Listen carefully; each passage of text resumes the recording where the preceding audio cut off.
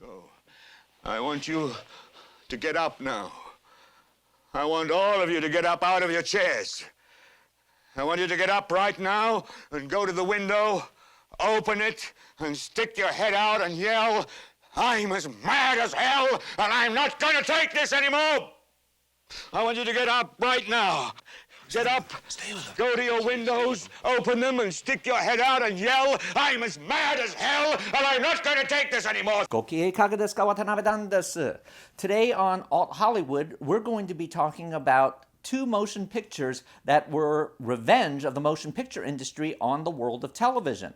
Those two motion pictures are 1976's Network, which is considered a classic in terms of the exploration of the changing world of television as it moved from a more traditional conservative medium to one that was responding to the counterculture. And the other, which is a less known film, but nonetheless one that is well worth seeing, if for camp value of nothing else, The Love Machine, based on Jacqueline Suzanne's iconographic novel from 1970 that detailed the exploits of a television executive who got to the top simply by sleeping around. Both of these movies are actually very reflective of certain parts of the world of television. Both of them also have certain exaggerations, so seeing the two of them together is perhaps the best way to really understand the wonderful world of television, especially as seen through the wonderful world of motion pictures. Let's start with Network, because that's the one that has the most fame, the most notoriety, and is actually the better of the two movies. Network is based on an original screenplay by Paddy Chayefsky, and you might recognize the name of Paddy Chayefsky as someone who was part of the world of television from the very beginning. In fact, he wrote a lot of shows for the iconographic TV live broadcast Playhouse 90. Perhaps the most famous of those was Marty, about a Brooklyn butcher played by Rod Steiger, who's in love with a plain Jane librarian. This was so successful that it was made into a feature film with Ernest Borgnine that happened to win Best Picture in 1955, as well as an Academy Award for Mr. Borgnine. So he's someone who was there from the very days of television. It was directed by Sidney Lumet, who had a very similar trajectory in his career as Paddy. He's someone who started out in the world of television directing live versions of famous plays. Perhaps the most famous of those, and the most important to watch as a TV historian, if you will, is The Iceman Cometh, which was an adaptation of Eugene O'Neill's play. It was a groundbreaker because it had much of Eugene O'Neill's original very, very standards and practices unfriendly language in it, and as well as a really strong performance by Jason Robards, who had played the role on Broadway, and here it is captured for you. So anyway, here we have two people who are very, very familiar with the machinations of TV, as well as having a more or less romantic vision of the early days of it. So, by the time we get to the movie Network, and remember, this movie was made before the real impact of home video, before cable became the juggernaut that it was, before the introduction of the fourth network, which would be Fox, and before the kind of splitting up of the industry as a whole. So its view is even more romantic than it might seem on the surface, simply because the filmmakers had no idea how the world that they were talking about, the world they were criticizing, was about to be upended anyway and be changed forever. So it's a last gasp of that old school style. And what we see in it is we see the leads, William Holden and Peter Finch, being part of that old guard who were there from the very beginning, who have war stories like you wouldn't believe, and who have a sense that they have real integrity being faced with the increasing conglomeratization of the network news and the way it was going to be moved from something that was inviolate, something that could not be touched by the business side of the company, to now being something that needed to guarantee ratings. It's almost unbelievable to think that there was ever a time when TV news was not responding to network in general and didn't have to have the same profit and loss type statements that traditional fictional programming would have. But that would all be coming within the next 3 or 4 years. And one of the things that's fascinating about watching the movie Network is that we see the future foretold in a fictional piece. There would be increasing conglomerization. In fact, less than 20 years after network was made, a lot of the rules that were in place that protected the business of television from being completely consumed by the film business went away. The financial interest and syndication rules. When those went away, you suddenly had studios buying the networks and becoming more or less the networks turning into the outputs for studio product. It created kind of a mess in Hollywood. I don't want to go into it right now, but it was one of those things that even this movie couldn't predict. It also predicted the rise of reality television and the iconographic performer, which is what Howard Beale is, the mad sage of the airwaves. This tube is the gospel, the ultimate revelation. This tube can make or break presidents, popes, prime ministers. This tube is the most awesome goddamn force in the whole godless world. Into this world, into the parody of this world, we have the corporate interests who are so into the business side, who are so into the structure of television and the money that can be made from it, that they have lost the responsibility that belongs to it. At one point, Robert Duvall, as a really obnoxious and corporate type guy, runs around saying, "I'm a man without a corporation," in the same way that in times past someone would say, "I'm a man without a country." So we see a very dim view of the way the world was going. And we have as our young female protagonist as a perfect icon of what could happen if Mary Tyler Moore from the Mary Tyler Moore Show happened to be seen by a big network and was brought in as someone who was almost frightening in her avariciousness, in her focus on television to the exclusion of all else in her life. We're having heavy legal problems with the federal government right now. 2 FBI guys turned up in Hackett's office last week and served us with a subpoena. They heard about a Flagstaff bank rip-off film, and they want it. Hackett told the FBI to fuck off. I'm going to say that when we look at Faye Dunaway's performance today, although it perhaps doesn't pass the test of time as well as something that won her Best Actress should, simply because we see many hints of her upcoming performance in Mommy Dearest in her performance here. I see Howard Beale as a latter-day prophet, a magnificent messianic figure inveighing against the hypocrisies of our times, a strip Savonarola Monday through Friday that I tell you, Frank, could just go through the roof. And I'm talking about a $6 cost per 1,000 show.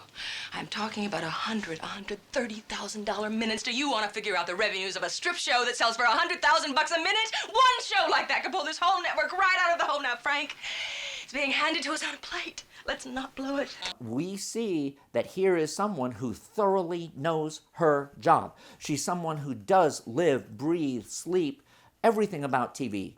And she is content focused. She's interested in making sure the shows are a hit, because that is the only way a network can strive to go for something different, can strive to go for additional levels of creativity. And we better start putting together one winner for next September. I want a show developed based on the activities of a terrorist group. Joseph Stalin and his merry band of Bolsheviks. I want ideas from you people. That is what you're paid for. Look at the dialogue she has. She's constantly referring to great authors. She's referring to great works of art. She's talking about cultural context in a way that shows that she's well-read. She's an intelligent person. Yeah, okay, she doesn't necessarily have the values we would like, but she's certainly someone who appreciates all of the pieces of culture that come towards making a successful TV show. So in a surprising sense, perhaps she's a positive role model. The story of Network is that we have an old newsman who's about to be kicked to the curb, much the way that Walter Cronkite eventually was. And because he's unstable, he threatens to blow his brains out on the air. And that becomes a international sensation. And rather than put him in a mental institution like perhaps he should have been, instead he's given a much greater forum, and he now becomes the mad sage of the airwaves, and becomes an influential figure until he is co-opted by corporate interests, which tell him, no, you need to now say what we want you to say. You get up on your little 21-inch screen and howl about America and democracy. There is no America. There is no democracy. There is only IBM and ITT and AT&T.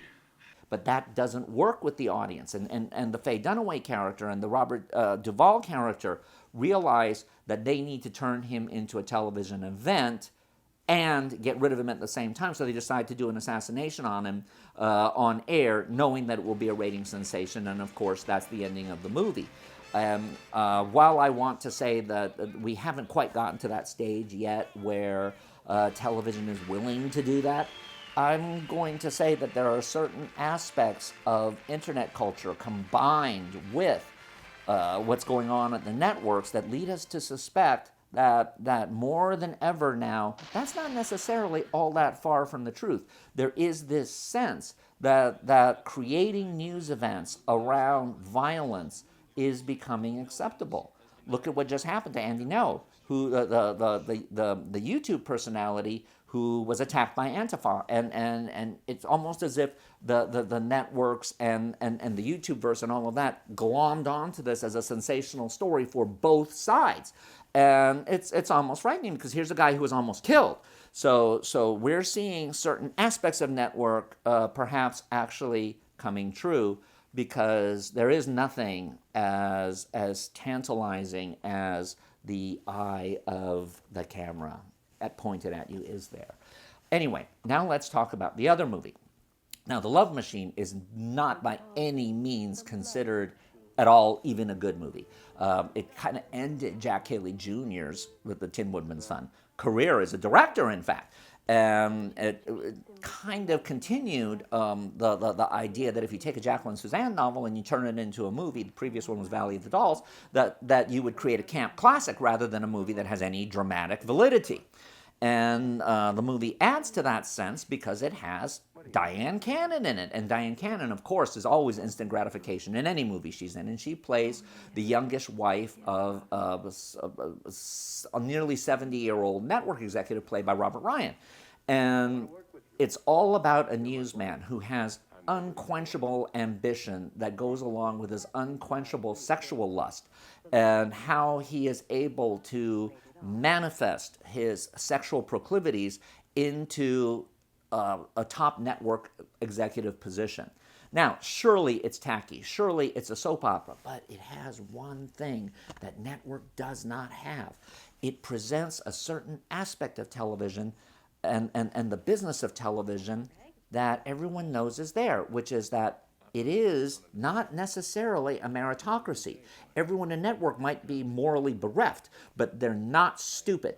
In The Love Machine, we're presented with people who are indeed stupid, but who are cunning, who have street smarts, who are willing to use whatever asset it takes to get ahead. We see, even at the secretarial level, Maureen Arthur, fresh from How to Succeed in Business Without Really Trying, in her career-smashing performance, where she is willing to be a secretary marrying a grotesque comedian simply to move ahead in the world. We see a fashion model who's in love with Robin Stone, the news anchorman, played by John Philip Law, who believes in love, believes in humanity, even if she's a fashion model, and ends up being so devastated by the avariciousness about her that she commits suicide.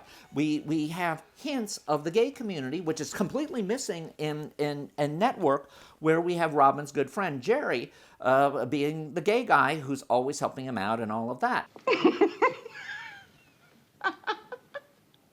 To Jerry, simply because you're you. Love, Robin. And Alfie's wearing it. Jerry, for God's sake. Alfie and I exchanged bracelets. I didn't think it'd mind. Mind. And here's where The Love Machine was actually outrageously progressive for the era. Even though the text says that Robin is straight and he's this incredible womanizer who sleeps with girl after girl after girl, the subtext, his relationship with David Hemmings, and some of the open-endedness of it give us the hint that no, Robin actually is gay. And he's been using his sexual appetites as a cover for that. Now, why would there be this moment of truth in this otherwise really fanciful film? I'm going to say it's because of Suzanne's source material. Jacqueline Suzanne, now regarded much higher than she was certainly when I was growing up, still not respected in any way, is a fascinating figure to study in and of herself. Here she was, a woman who in 1964, after the publication of her first book, was told, you have terminal cancer and 5 years left to live. What did she do with that knowledge? Now, most people would say, I'm going to become a humanitarian, I'm going to go and do my bucket list, whatever. She decided she was going to do her bucket list, and that bucket list was to be an incredibly successful author and single-handedly change publishing. And guess what? She did. While never respected during her lifetime, Valley of the Dolls, her first novel after Every Night Josephine, which is the book about a poodle, wound up being the #1 fiction bestseller for almost 30 years before the Harry Potters and all of those completely knocked that out of the running. But it was an incredibly important book about Hollywood. And The Love Machine, although not as big a success, was nevertheless a huge milestone in book promotion. Suzanne got her own airplane that had The Love Machine painted on it, and she did the book tours, and she would go out in Poochie outfits and stage fights with Truman Capote and John Simon on news programs, and absolutely win over the population to her side. She made writing quote-unquote dirty books okay for women.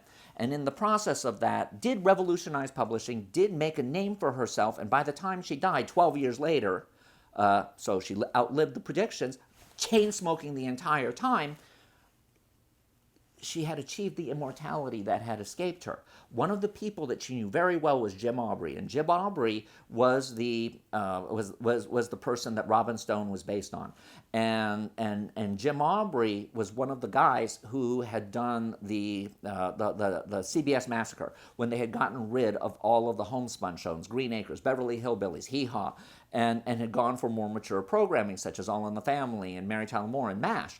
It was a scandal at the time, but boy, was he right about that. And yes, he did have a certain amount of sexual prowess in it. I had the great opportunity of meeting Jim Aubrey in real life when I was doing my first job.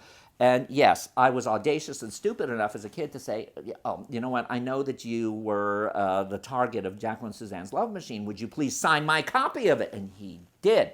And he goes, you know what, I got to hand it to Jackie. She gave me a lot more credit than I deserved. Not on the network side, because yes, I was a genius. But you know, the sexual stuff, no, I did not actually have my own jet where I had constant affairs. She was kind of exaggerating on that. He had embraced the publicity that Suzanne had given him and the notoriety. And it was interesting to meet him because at that time he was, in his 70s or something, and he was still sharp as a tack and understood how television worked, understood how important it was to deliver good stories and to sometimes be aware that you'd have to check your moral compass at the door, and that it was something you had to be willing to accept. So even though The Love Machine is not a serious movie the way Network is, it does fill in the missing pieces of Network. And for that reason, plus the fact that it has Diane Cannon in it, I do feel it's a movie that's not necessarily one that should be as consigned to the ash heap of history as it has been. Well, what's he like? Who? Robin Stone. I don't know. I hardly knew he was working for me till you started watching him. Best thing on your network. Oh, come on, Judith. I've got a lot of good people working for me. None like him.